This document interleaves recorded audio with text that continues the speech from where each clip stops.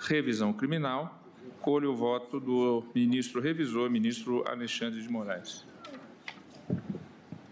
Presidente, inicio cumprimentando o Dr. Kleber Lopes de Oliveira pela sustentação oral e também a Procuradoria-Geral da República, que o fez, e agora eu cumprimento em nome do subprocurador, o vice-procurador aqui presente, Dr. Bonifácio.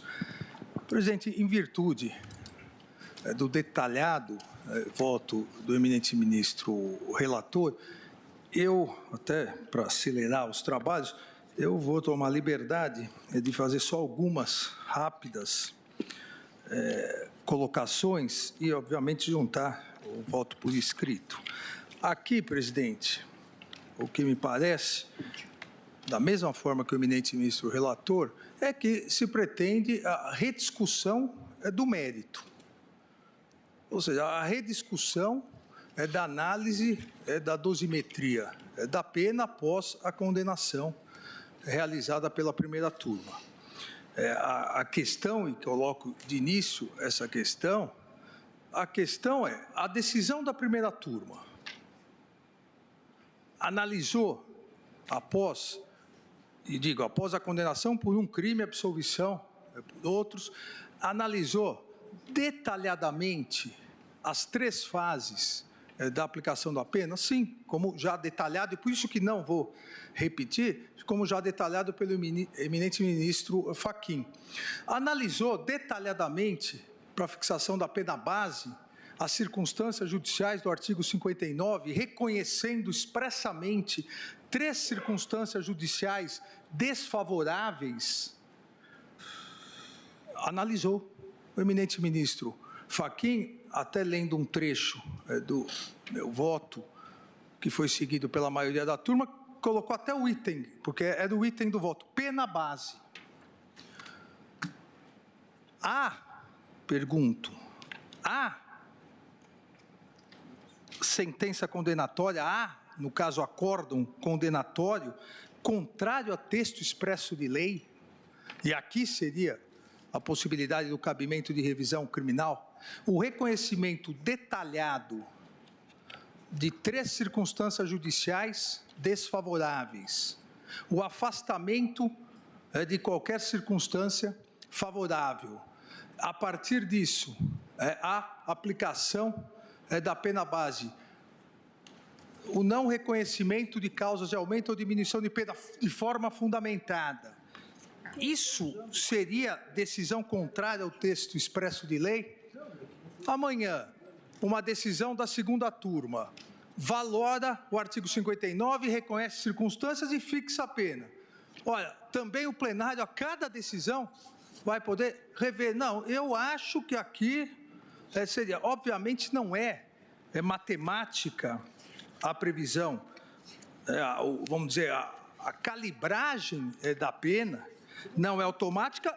O que a lei exige é a fundamentação, a análise das todas as condições judiciais, circunstâncias. Cito a título exemplificativo aqui decisões de ambas as turmas, relatoria ministro Gilmar Mendes, AP, Ação Penal 644, inexiste a suposta proporção estrita ou matemática entre o número de circunstâncias desfavoráveis e a elevação da pena. Até porque a gravidade ou não de uma determinada circunstância pode elevar mais ou menos. Decisão unânime. Cito também RHC, aqui da primeira turma, relatoria, eminente ministro Marco Aurélio, na fixação da pena base, atua-se no campo do justo ou injusto, não cabendo exigir exatidão matemática, considerado o número de circunstâncias judiciais negativas. Houve análise detalhada, das circunstâncias judiciais, como já o eminente ministro relator colocou, a gravidade, a periculosidade, então, ou seja, uma a uma foi analisada, a turma analisou, me parecendo absolutamente inadmissível o cabimento da presente ação revisional, para questionar a controvérsia sobre o acerto ou desacerto da valoração das circunstâncias legais da dosimetria da pena do agente. Eventual cabimento, aqui nós o que faríamos se a maioria entender pelo cabimento? Nós, não mais em 5, mas em 11, iríamos dar uma nova pena, valorar novamente a pena, que poderia ser idêntica ou poderia ser menor, no campo absoluto do subjetivismo. É um subjetivismo regrado. Existe aqui a discricionariedade regrada e fundamentada, como foi pela primeira turma na ação penal 935. Detalhadamente cada uma das circunstâncias judiciais. Inclusive, na decisão constou, tendo por parâmetro as circunstâncias judiciais acima balizadas, considerada que 3 delas são desfavoráveis ao réu, justifica-se o estabelecimento da reprimenda acima do mínimo legal, como já se posicionou o tribunal, e aí diversos acórdãos foram citados de ambas as turmas. A pena entre 2 e 6 anos, existindo circunstâncias judiciais analisadas a gravidade de cada circunstância judicial, a turma, por maioria, entendeu a fixação da pena como foi dentro da análise do justo e do injusto, 4 anos e 6 meses de reclusão. Não vou repetir novamente, porque já foi lido pelo eminente ministro relator, mas houve o detalhamento de cada circunstância judicial. Não seria razoável a possibilidade do plenário da Corte se tornar um órgão revisor ordinário das turmas. À medida em que o plenário, à medida que o próprio tribunal alterou seu regimento, fixando essa competência para as turmas são o próprio tribunal. Obviamente, existe a possibilidade, no caso, existe a possibilidade da revisão, no caso da decisão ser contrária ao texto expresso da lei, evidência dos autos, se fundar em depoimentos falsos, exames ou documentos comprovadamente falsos.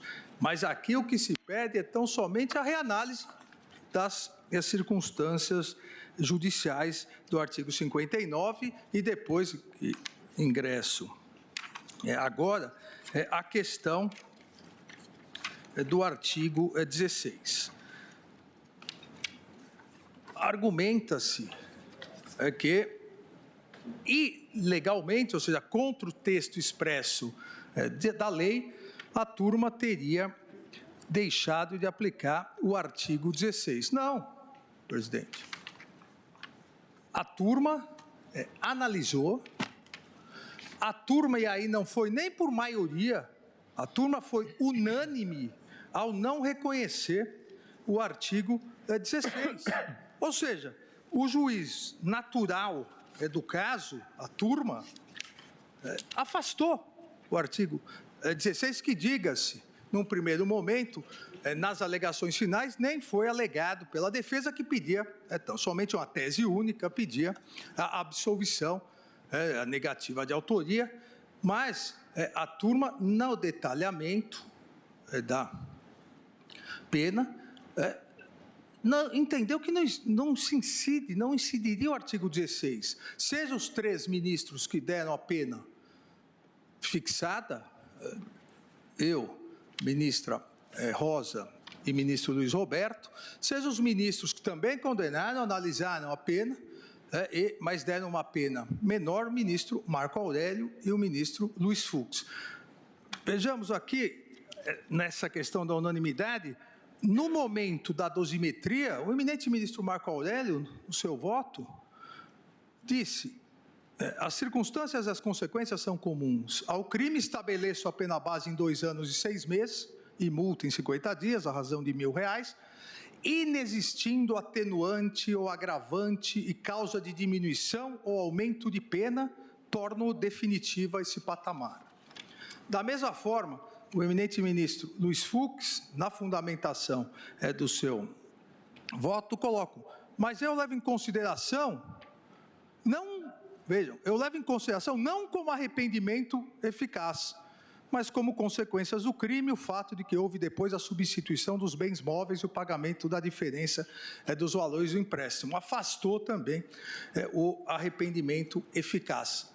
Houve embargos de declaração, aqueles famosos embargos infringentes, subsidiados embargos de declaração, onde se pediu novamente, se dizia da necessidade, aí sim, pela primeira vez, a defesa arguiu essa questão do artigo 16. E a turma, de novo, por unanimidade, afastou, porque isso havia sido debatido e detalhado na fixação de pena. Ou seja, não houve um esquecimento da turma, não houve uma ilegalidade da turma, houve uma análise e uma decisão da turma. Decisão majoritária em relação à pena fixada, 3-2, e decisão unânime em relação à não aplicação do artigo 16. Até porque é importante ressaltar aqui, mais um argumento. O artigo 16, o arrependimento eficaz, existe a voluntariedade. Não existe arrependimento eficaz sem voluntariedade. Nem precisaríamos entrar na discussão da questão do crime ser formal e não material. Bastaria que nos perguntássemos, foi voluntário? Não houve nenhuma voluntariedade. Somente depois do Banco da Amazônia cientificar a mutuária, a empresa, da fraude, veja, houve necessidade do Banco da Amazônia cientificar a mutuária da fraude. Somente depois disso, houve ofício que nem foi do réu. E aqui não se coloca que o réu foi condenado porque era o dirigente da empresa. Não, o réu foi condenado porque as inúmeras provas, seja de falsidade, seja da interlocução, seja da testemunhança, apontam que o réu atuou diretamente. Eu entendo. Agora, quem depois respondeu ao Banco da Amazônia foi o irmão do réu. Não houve nem pessoalidade, que é exigido pelo artigo 16, e muito menos voluntariedade. Por que aguardar o Banco da Amazônia cientificar? Aí, se não tivesse cientificado, teria ficado. É por isso mesmo? Não é, obviamente, o caso de arrependimento eficaz, mas mais importante é que isso a primeira turma analisou, e a dosimetria faz parte da análise geral do mérito, analisou e nesse tópico afastou por unanimidade essa questão. Dessa forma, senhor presidente, sem querer me estender muito aqui, faço as mesmas ponderações feitas em relação ao artigo 16, também do eminente ministro Fachin, o artigo 20 da Lei 7.492 é um crime formal, mas mesmo que entendêssemos possível, não houve nem pessoalidade, nem voluntariedade, e foi analisado, não houve nem esquecimento, nem abuso, nem ilegalidade. Porque, como disse, em 12/8/2005, foi o irmão do réu, o Algacir Marcos, que remeteu ofício ao BASA, alegando que os ônibus em questão teriam sido equivocadamente incluídos no pedido de liberação. Folha 7374 do apenso 3. Então, não estão presentes aqui, senhor presidente, não estão presentes os requisitos necessários para o próprio conhecimento da revisão. Seria aqui, o pedido e se conhecer for, o plenário irá fazer um juízo ordinário, revisional, do que a primeira turma julgou. Então, sendo assim, presidente, acompanho integralmente o eminente ministro relator, não conhecendo da revisão. Ministro Alexandre de Moraes não conhece. Ministro Luiz Roberto Barroso. Presidente, a primeira coisa que me ocorre é elogiar o trabalho do Dr. Kleber Lopes de Oliveira, aliás, desde a turma, com impressionante dedicação e sempre grande competência e esgrimindo argumentos e não entregando os pontos. Admirável o seu trabalho e eu o cumprimento por isso.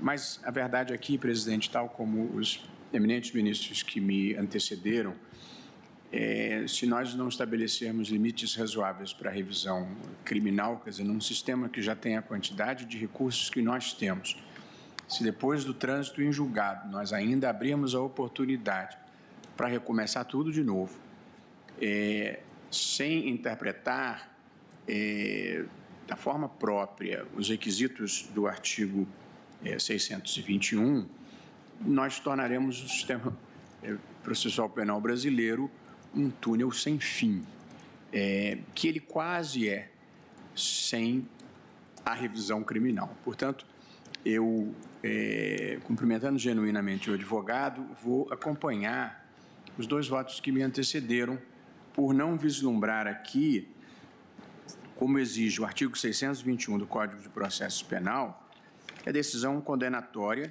seja contrária a texto expresso de lei penal ou a evidência dos autos.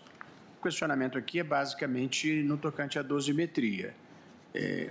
Eu entendo a queixa, mas o processo um dia tem que chegar ao fim. E, portanto, a turma se pronunciou e acho que esse julgamento se tornou definitivo e eu não vejo motivo para reabri-lo aqui.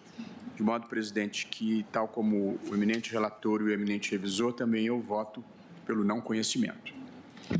Agradeço, ministro Luiz Roberto. Ministra Rosa Weber, como voto. Senhor presidente, também eu começo cumprimentando o eminente procurador, né, que com muita competência, muita seriedade, tanto perante a turma como agora, neste plenário, efetuou o seu trabalho.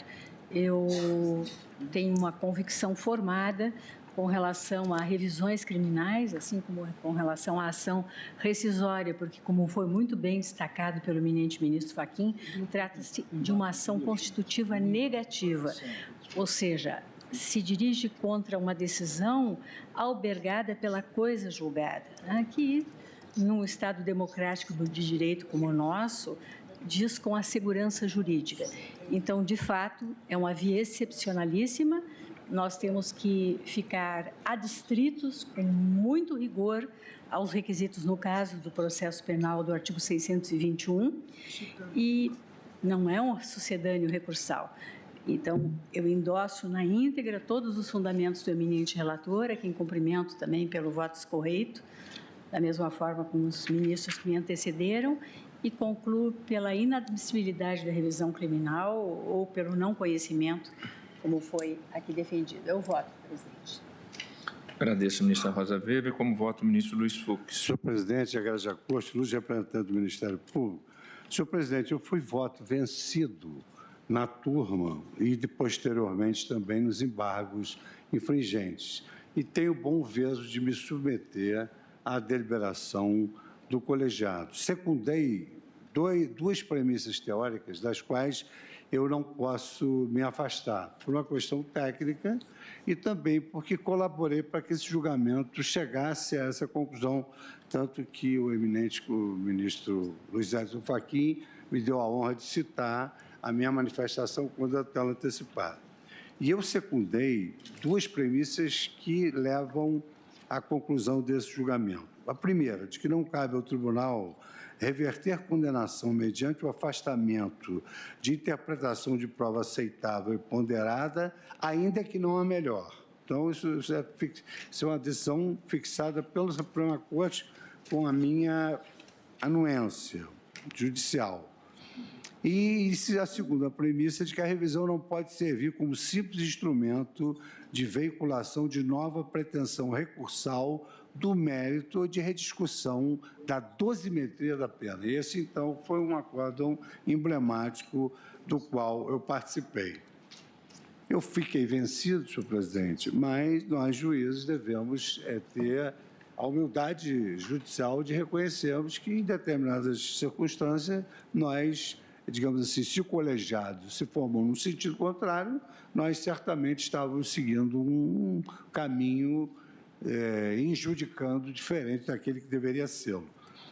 Por outro lado, essa questão até se confunde com o próprio mérito, mas, de toda maneira, não caber a revisão em matéria de dosimetria nem para reverter o julgado como se fosse um recurso, é uma questão de inadequação da via. Então, realmente, a solução é a inadmissão ou não conhecimento dessa revisão, conforme assentou o ministro relator e que foi seguido até então pelos ministros Alexandre Moraes, Luiz Roberto Barroso e o ministro Rosa Weber. E eu vou acompanhá-los por uma questão de coerência, porque nada mais inquietante para o jurisdicionado do que o juiz incoerente, né? Pode até não saber bem direito, mas incoerência, efetivamente, a população não aceita. Então, é nesse sentido que eu voto. Como vota a ministra Carmen Lúcia? Senhor presidente, também como os ilustres pares que me antecederam em seus votos, eu não quero deixar de fazer um cumprimento muito especial ao nobre advogado que, com todo o empenho e cumprindo muito bem a sua tarefa, a sua missão, tanto se empenhou para que tivesse o resultado que lhe parece justo. Entretanto, seguindo a linha do direito do que foi posto até aqui, não vejo as condições de procedibilidade para que pudesse dar continuidade a esta revisão criminal pelos limites da própria via eleita, e por essa razão eu estou acompanhando às inteiras o voto do eminente ministro relator no sentido do não conhecimento desta revisão. É como voto, senhor presidente. Ministra Carmen Lúcia, também voto com o relator, não conhecendo. Agradeço a sua excelência. Ministro Ricardo Lewandowski. Senhor presidente, eu, com todo respeito, não sei que tipo de sinalização nós estamos enviando para a sociedade. O Supremo Tribunal Federal sempre foi a última trincheira, o último baluarte de defesa dos direitos e garantias da pessoa. E, neste caso, nós estamos vivendo uma situação kafkiana, presidente. Ou seja, o réu aqui não pôde, evidentemente, por se tratar de uma ação penal originária, ingressar com recurso, porque o Supremo Tribunal Federal é a única e última instância julgadora. Depois, o réu tentou ajuizar embargos declaratórios que não foram conhecidos, depois embargos de divergência, dizendo que queria rediscutir a dosimetria da pena, porquanto 2 votos teriam estabelecido uma pena menor, mais atenuada, ensejando, inclusive, a prescrição de um dos crimes, mas o Pleno não conheceu dos embargos de divergência. Vem, então, e até acenando para o réu que deveria ingressar com a revisão criminal. Portanto, o réu não tem saída para discutir a pena, não tem recurso numa ação penal originária. Os embargos de declaração não foram conhecidos, embargo de divergência também não, e tudo indica que a revisão criminal também não será conhecida. Como é que fica o Pacto de São José da Costa Rica, que foi assinado pelo Estado brasileiro, internalizado pelo Congresso Nacional, que representa a soberania do povo brasileiro? Quer dizer, o duplo grau de jurisdição, no caso das ações penais originais, não existe. O réu está indefeso, senhor presidente, não pode discutir a pena. E aqui, senhor presidente, com o devido respeito, houve um excesso na dosimetria da pena, claríssimo. Penso, data verde, que esse excesso não pode ser admitido. Eu trago um longo voto de 35 páginas, de mais de 30 páginas, dependendo do tipo, enfim, da impressora, mas aqui eu vou tentar resumir para dizer que não apenas conheço desta revisão criminal, porquanto, se não conhecesse, o réu não teria nenhuma defesa, não teria como discutir, como qualquer cidadão, como qualquer criminoso mais humilde, mais modesto, tem o direito de contestar a pena que lhe foi aplicada. Este réu não, porque ele teve o azar de ser um parlamentar e ser julgado perante o Supremo Tribunal Federal. Fecharam-lhe as portas, todas. Então, senhor presidente, eu aqui já adiantando... Vossa Excelência me permite? Pois não. E ainda dizem que a prerrogativa de foro, a prerrogativa de ser julgado pelo Supremo é um privilégio. privilégio. Deus nos livre desse privilégio, eminente ministro Marco Aurélio. Presidente, eu, adiantando aqui a conclusão do meu voto, estou conhecendo a revisão criminal, julgando procedente, em parte, reduzindo a pena imposta ao requerente para 2 anos e 6 meses e ao pagamento de multa de 50 dias à razão de R$ 1.000 cada uma pela prática do delito previsto no artigo 20 da Lei 7492. Eu estou, em meu longo voto, estou dizendo que a fundamentação da dosimetria da pena, da sanção penal, é extremamente relevante no ordenamento jurídico brasileiro, em razão de as circunstâncias judiciais, diretrizes para a fixação da pena base, se caracterizarem como, na dicção do artigo 59 do Código Penal, como um tipo aberto. Eu digo que, registro ainda, que o caráter excepcional do reexame da dosimetria da pena não impede o controle de ilegalidades e dos excessos na aplicação das vetoriais pelo órgão judicial, especialmente quando houver o sopesamento negativo de circunstâncias íncitas à própria tipificação, que, como se sabe, já foram valoradas pelo legislador no momento da edição da norma penal. Cito Cláudio Heleno Fragoso, eminente jurista, um trecho de seu livro, A Motivação da Sentença na Aplicação da Pena, e digo que as circunstâncias elementares do tipo não podem ser revaloradas na aplicação da pena, em decorrência da proibição da dupla incriminação do ne bis in idem. Bem por isso, apenas as circunstâncias externas aos crimes poderão impactar na dosimetria da ação penal.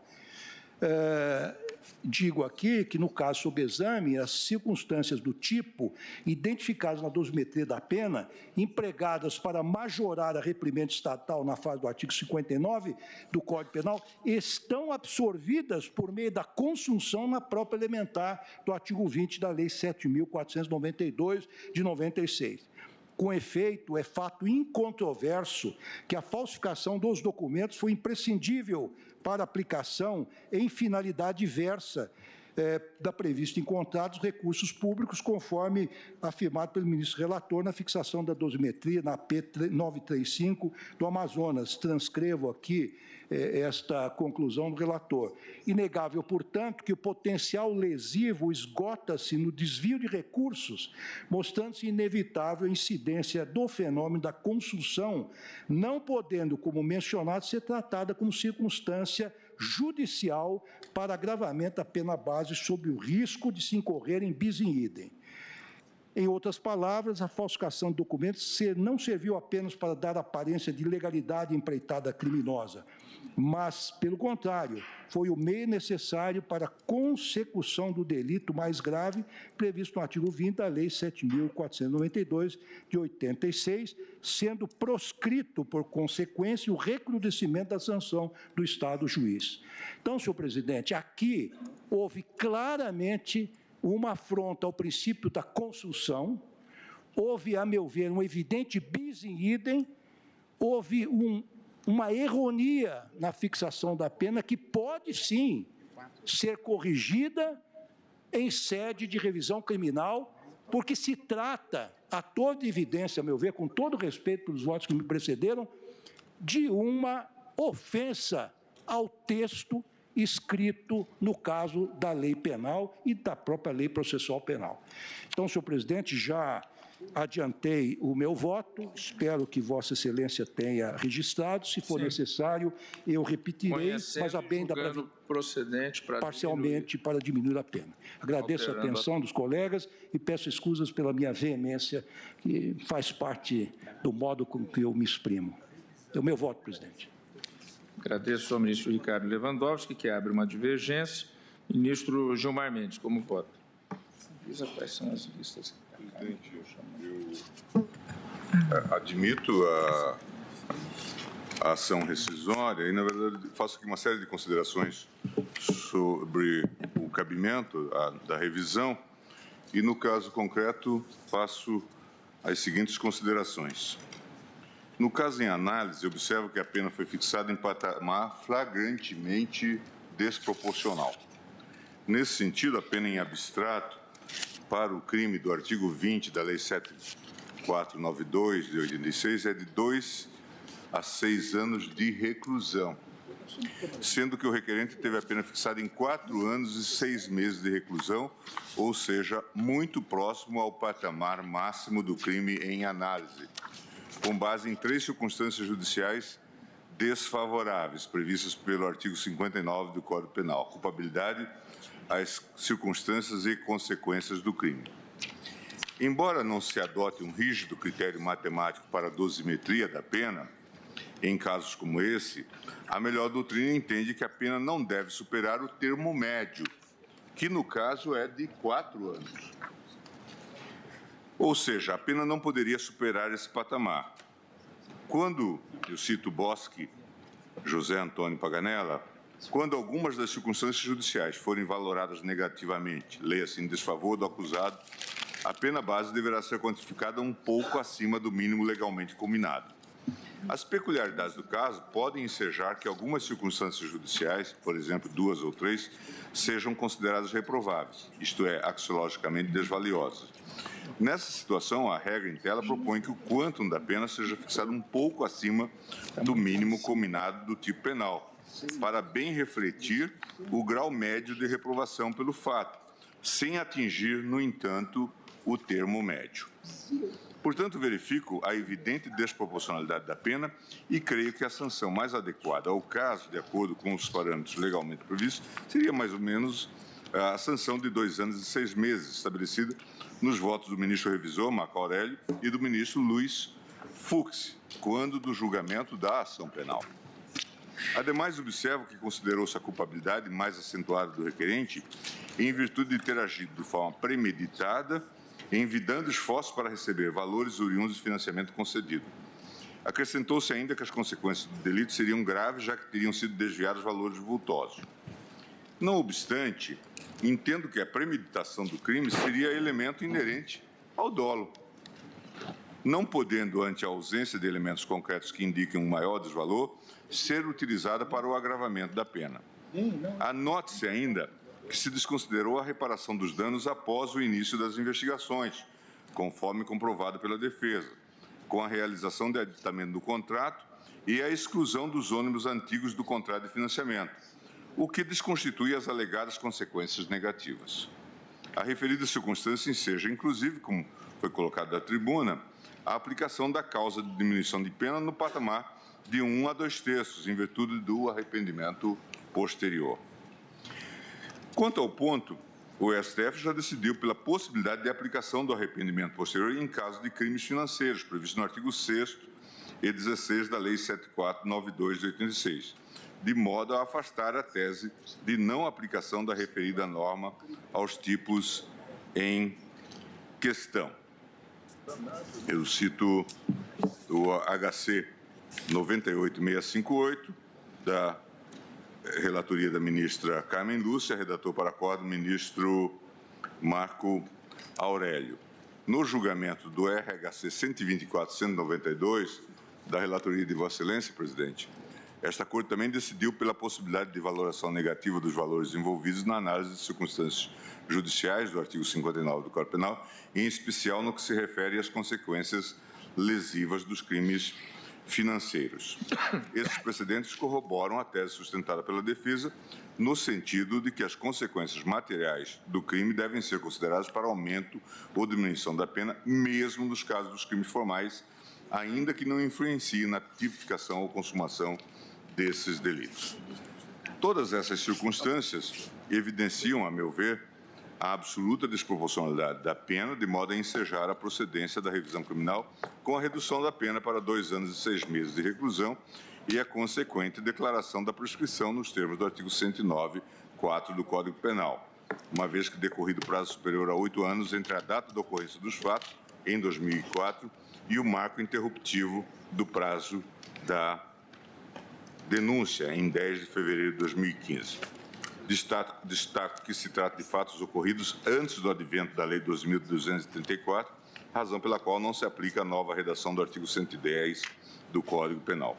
Ante o exposto, presidente, voto pelo conhecimento da revisão e pela procedência, com a redução da pena para 2 anos e 6 meses e a consequente declaração de prescrição. É como voto. Agradeço, ministro Gilmar Mendes. Como voto, ministro Marco Aurélio.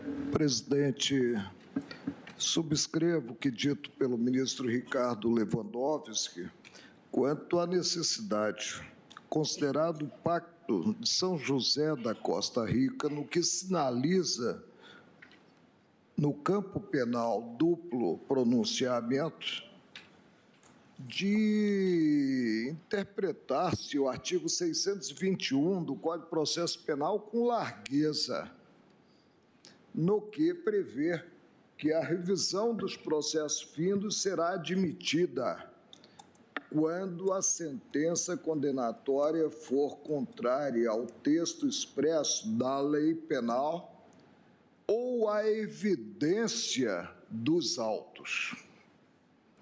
Não podemos, presidente, ter uma visão praticamente míope, considerado esse contexto, considerado, como eu disse, o direito, praticamente um direito natural, do duplo pronunciamento no campo penal, da condenação penal. O que colho, presidente, do caso concreto? Colho, em primeiro lugar, os dados que me levaram, depois de cogitar de uma pena de 2 anos e 6 meses, considerado tipo formal, estritamente formal, do artigo 20 da Lei 7.492, de 86, da prescrição. Fatos que seriam criminosos remetem aos anos de 2003 e 2004.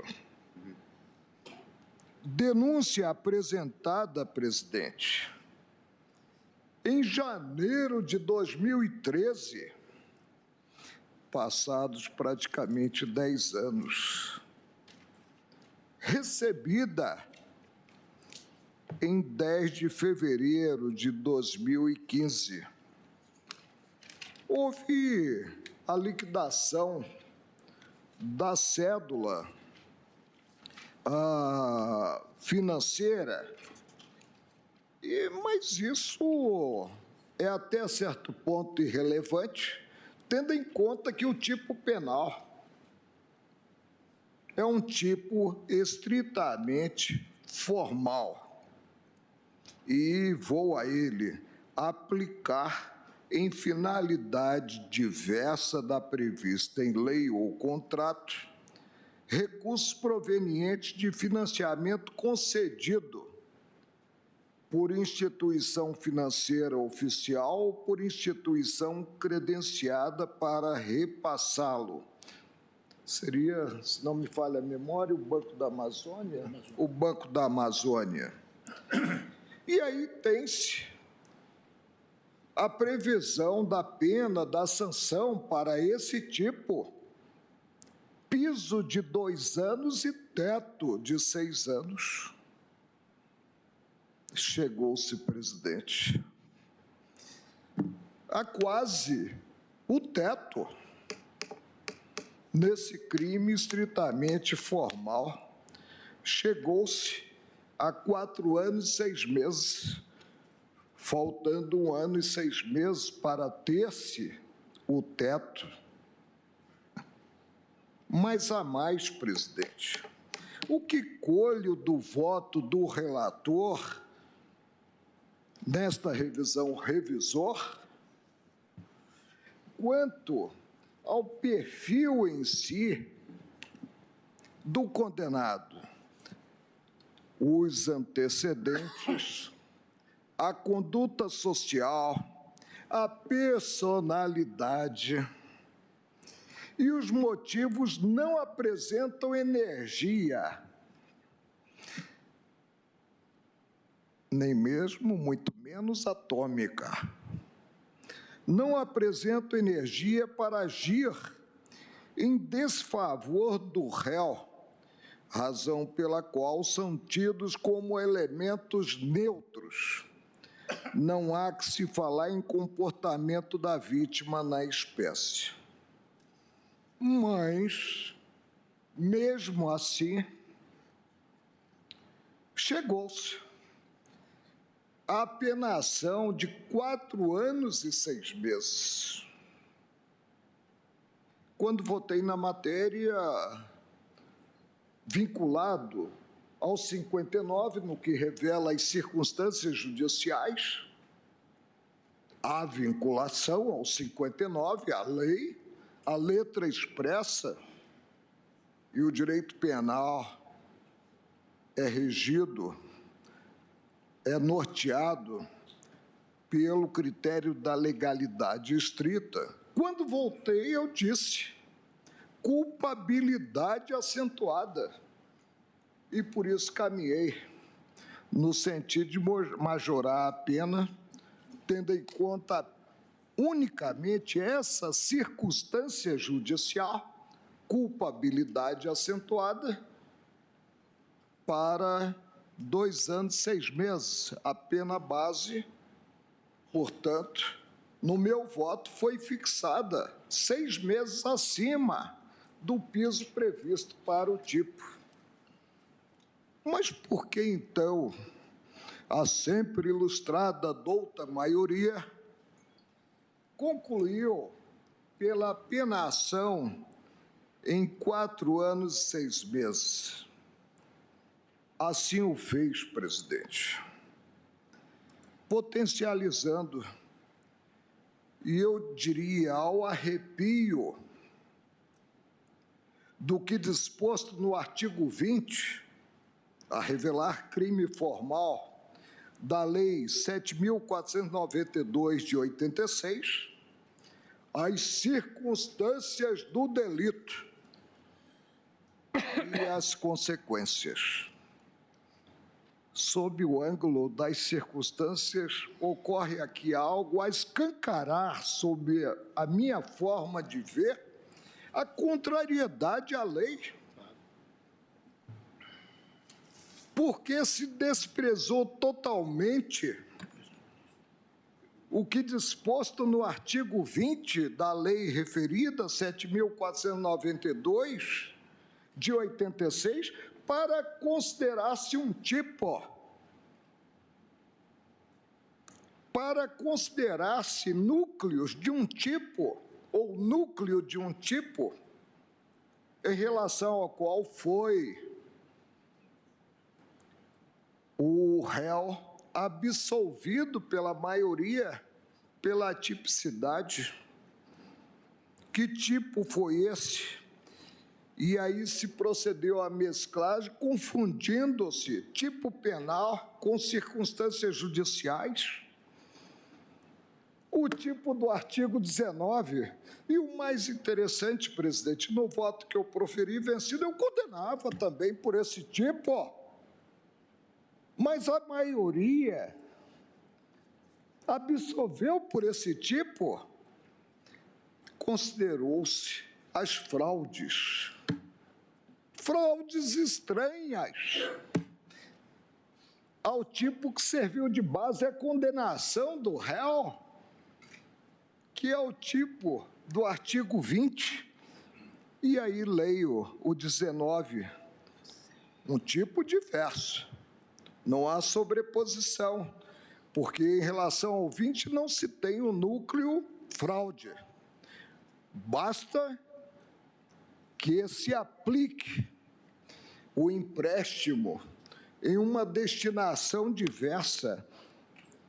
Considerou-se, sob a nomenclatura, simplesmente nomenclatura, circunstâncias judiciais, o núcleo do artigo 19, após se absolver o acusado, considerado esse mesmo artigo, e dispõe 19, obter, mediante fraude, aqui sim, financiamento em instituição financeira, reclusão de 2 a 6 anos, com uma causa de aumento, quando o crime é cometido em detrimento de instituição financeira oficial ou por ela credenciada para o repasse de financiamento. Vou repetir, presidente.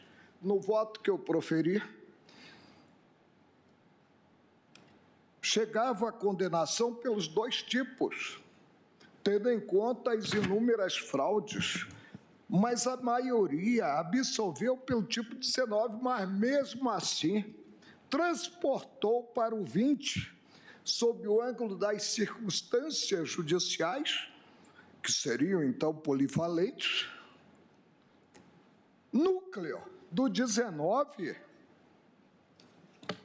as fraudes cometidas. Indaga-se, não se está aqui diante de um título condenatório contrário à ordem jurídica? A resposta para mim é desenganadamente positiva. Uma vez absolvido o réu, considerado o tipo do artigo 19, não cabia na fixação da pena presente o 20 da 7.492 de 86, considerar as fraudes. E considerou-se numa mesclagem própria sob o ângulo penal, considerou-se essas mesmas fraudes, saltando aos olhos, na minha concepção, a incongruência. Como levar em conta presente 59 do Código Penal a revelar as circunstâncias judiciais, as circunstâncias do delito no crime formal, que é o de aplicar em destinação diversa empréstimo alcançado, uma vez absolvido o acusado presente o artigo 19 da mesma lei. Aludiu-se às consequências. Presidente, consequências em se tratando de crime formal? Fica difícil essa admissão. Consequências quando o empréstimo obtido e aplicado indevidamente foi liquidado, como admitido, isso aí é incontroverso, no processo crime, a maioria formada, considerados 3 votos proferidos, ao potencializar as circunstâncias do delito, ao potencializar o que seria as consequências, ouvidou para mim, presidente, o sistema, ouvidou para mim a premissa anterior, que resultou presente a atipicidade ante o 19 da Lei 7.492 de 86. Portanto, não se teve em conta na obtenção do empréstimo as fraudes manejadas para chegar-se ao empréstimo, né? Ouvidou a normatização penal. E o pior, presidente, é que tudo esse contexto sinaliza que se acabou como consequência na potencialização da sanção por afastar a prescrição, tendo em conta a inércia do titular da ação penal em apresentar a denúncia passados 10 anos dos fatos da obtenção do empréstimo. Ressoa, presidente. até mesmo, e digo com desassombro, como uma fuga à majoração da pena por circunstâncias judiciais inexistentes, a majoração da pena para fugir-se à incidência da prescrição punitiva do Estado. E, nesse caso concreto, tem-se o critério da especialidade, porque ele é regido pela legislação anterior, que remetia à consideração do tempo passado, antes da oferta da denúncia, o que já não mais ocorre nos dias atuais.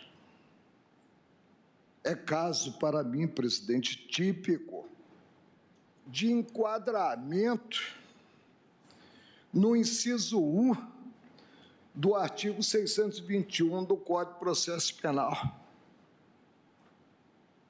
Vamos escancarar mais uma vez, no tocante às fraudes, que não serviram para condenar-se pelo 19 da Lei 7.492, houve outro enquadramento para considerar-se essas mesmas fraudes perpetradas para efeito de fixação da pena, consideradas as balizas em termos de sanção do artigo 20 da 7.492 de 86.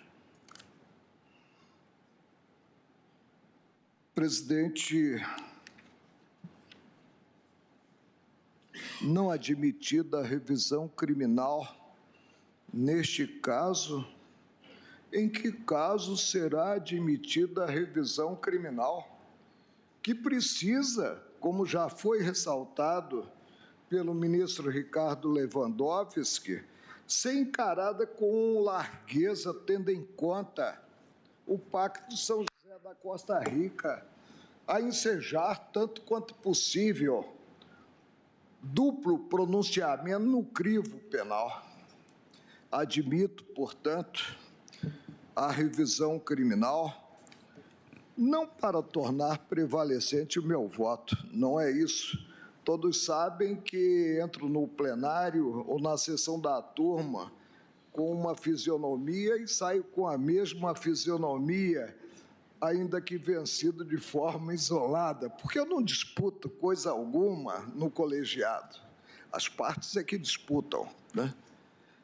Mas não posso deixar de dar consequências jurídicas a esse contexto.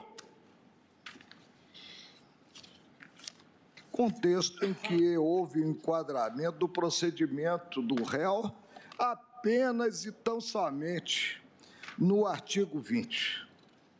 E que, após esse enquadramento, com a tipicidade quanto ao 19, já não se poderia considerar, sob o rótulo de circunstâncias judiciais, as fraudes que levaram à obtenção do empréstimo.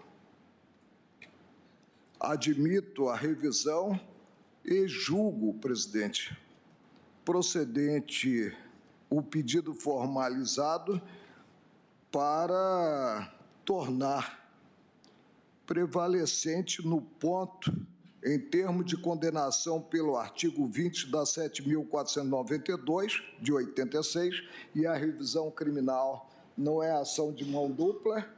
Eu não posso voltar à matéria em relação à qual foi absolvido, né, o réu, né, para tornar prevalecente a ótica vencida na turma. É como voto. Agradeço ao ministro Marco Aurélio. A maioria formada pelo não conhecimento, eu peço vênia a maioria formada para conhecer, e fico nesse passo apenas, na medida em que não vamos abrir o embrulho, na medida que houve 6, embora haja votos que votaram pelo conhecimento e procedência. Só gostaria de anotar e registrar que já votei aqui no plenário em revisões criminais, conhecendo dela. Recentemente tivemos um caso em que eu fui vencido na turma fui o único voto pela absolvição. O ministro Gilmar Mendes foi o relator do caso, condenando na segunda turma, não me lembro agora o número do processo revisional, e depois aqui, praticamente à unanimidade, se reviu a condenação, inclusive com o voto do relator originário. Então, a questão do conhecimento, eu tenho que realmente é cabível, é previsto a ação rescisória, é prevista a ação revisional criminal, tanto que discutimos preliminarmente a questão da distribuição em relação ao revisor, por isso eu peço todas as vênias em relação aos colegas que votaram pelo não conhecimento para, de suas excelências, divergir, entendendo que cabe sim conhecer da ação, mas, na medida em que a maioria se formou pelo não conhecimento, eu não me pronuncio quanto ao mérito. Proclamo o resultado. Por maioria não foi conhecida da revisão criminal, vencidos os ministros Ricardo Lewandowski, Gilmar Mendes, Marco Aurélio e Dias Toffoli. Rapidamente, eu gostaria de votar 3 listas, faltando 1 minuto, da relatoria da ministra Carmen Lúcia. Ministra Carmen Lúcia, lista 136 de 2019, trata-se exatamente de uma ação rescisória, aqui no âmbito não criminal, no âmbito de civil administrativo. Sua Excelência julga improcedente a ação rescisória. Eu sou o revisor, eu estou acompanhando Vossa Excelência também no julgamento da improcedência da ação rescisória. Lista 136, ação rescisória 2006, procedente de São Paulo. Todos de acordo? De acordo. Não havendo divergência, essa é a proclamação. Lista 142, também de relatoria da ministra Carmen Lúcia, embargos de declaração, nos embargos de declaração no recurso extraordinário 553-710, procedente do Distrito Federal. Sua Excelência está não conhecendo os embargos. Todos de acordo? Presidente, apenas para ressaltar mais uma vez, eu admito os segundos embargos declaratórios, mas quando o vício tenha surgido pela vez primeira no julgamento dos anteriores, o que não é o caso. Não é o caso, exatamente. Eu tenho esse posicionamento de Vossa Excelência, acompanho também. Então, não conhecido dos embargos, decisão unânime. Uma última lista também de relatoria da ministra Carmen Lúcia, lista 225 de 2019, trata-se de ação rescisória 1963, procedente do Rio de Janeiro, e eu sou o revisor. Sua Excelência julga improcedente a ação, eu estou como revisor acompanhando Sua Excelência, julgando improcedente. Todos de acordo? Julgado a unanimidade improcedente a ação rescisória. Informo a Vossas Excelências que, de imediato, haverá, agora no espaço Menezes Direito, uma brevíssima cerimônia em que só este presidente falará rapidamente para um registro histórico que se confunde com o próprio Supremo Tribunal Federal. No próximo dia 15 de novembro, completará 130 anos da proclamação da República. E no espaço Menezes Direito faremos o lançamento agora às 18 horas, exatamente de uma exposição comemorativa dos 130 anos. Como todos nós sabemos, o Supremo Tribunal Federal tem origem junto com a República em decreto do governo provisório de 1890, início do governo republicano, e depois consolidado exatamente com a primeira Constituição da República de 1891, e estamos nessa exposição em razão de sessão obtida junto ao Arquivo Nacional do Ministério da Justiça. O ministro da Justiça autorizou a vinda desse exemplar com todos os cuidados necessários. É o único exemplar original da Constituição de 1891 que estará com os devidos cuidados em exposição, além de outros elementos comemorativos da proclamação da República. Convido, portanto, a todos para irmos, já de imediato, para essa sendo abertura. A comemoração do 15 de novembro, Vossa Excelência junto com Deodoro da Fonseca. É uma pelo data, aniversário. É uma data significativa, os 130 anos. E, agradecendo a presença de todos, declaro encerrada a presente sessão.